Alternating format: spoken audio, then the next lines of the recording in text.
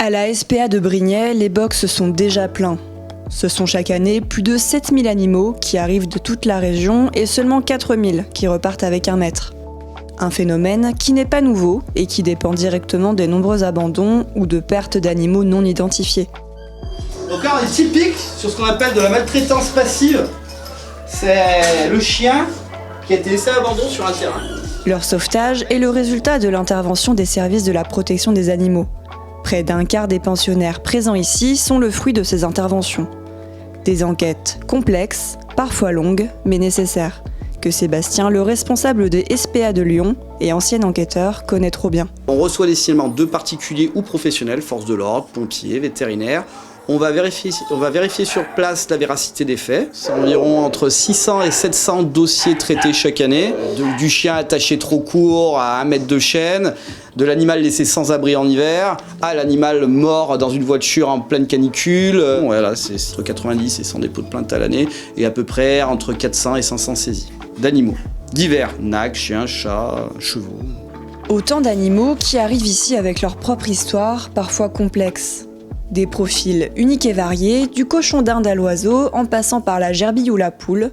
Des parcours de vie à identifier pour s'occuper au mieux de l'animal. Il peut y avoir des animaux sensibles, des animaux qui vivaient dans un environnement plutôt hypostimulant, sans trop de bruit. Nous, ici, c'est vrai que c'est très très bruyant, beaucoup de stress. On va venir vers eux, on va leur donner des friandises. Déjà, le fait de leur donner une bonne alimentation, de leur mettre une couverture, des jouets, tout ça va détendre un petit peu l'atmosphère.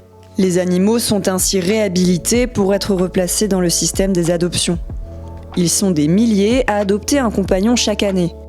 Et si craquer sur une adorable bouille est facile... La présentation avec Jojo s'est bien passée et du coup je voudrais le réserver. D'accord, pas de problème. On ne le dit jamais assez, adopter un animal n'est pas un geste anodin. La SPA de Lyon est très attentive au profil des adoptants, à leur motivation et à leurs conditions de vie.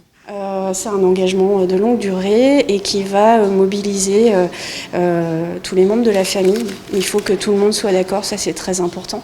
Il faut avoir en tête les contraintes, aussi bien financières, les contraintes de temps, puisque s'occuper d'un animal c'est quand même assez chronophage. Il faut avoir réfléchi à des solutions en cas de coup dur, à qui on pourrait confier son animal, des solutions également si on part en vacances et qu'on ne peut pas le prendre avec soi. Une fois que tous les éléments sont réunis, que vous pensez pouvoir devenir l'heureux propriétaire d'un animal, que ce soit un chien, un chat ou un nac, on vous invite à venir vous renseigner auprès de nos équipes.